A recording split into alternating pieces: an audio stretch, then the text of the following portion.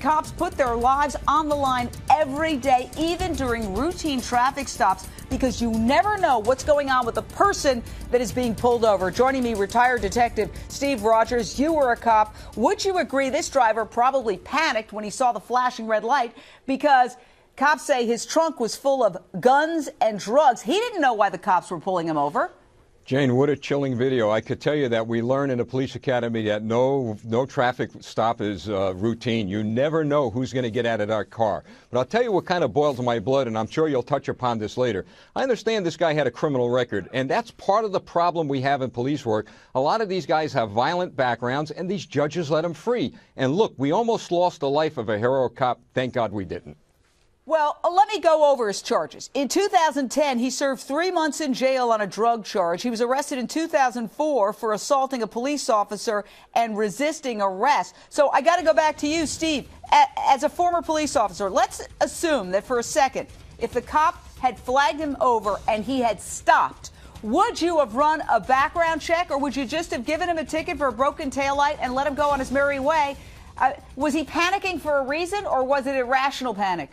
Oh, he panicked because he had that arsenal and drugs in his car. And yes, we would actually call for a backup unit. We would do a background check. Had he stayed calm, the officer would have probably never searched that trunk. It was a traffic violation, but he panicked, and look what happened.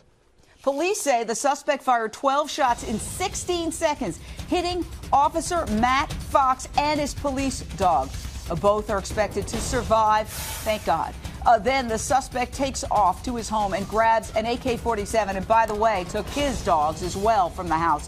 A search of his car revealed the rest of his monstrous arsenal: 5 guns, including an assault rifle, scopes, ammo, a police scanner, knives, 4 machetes.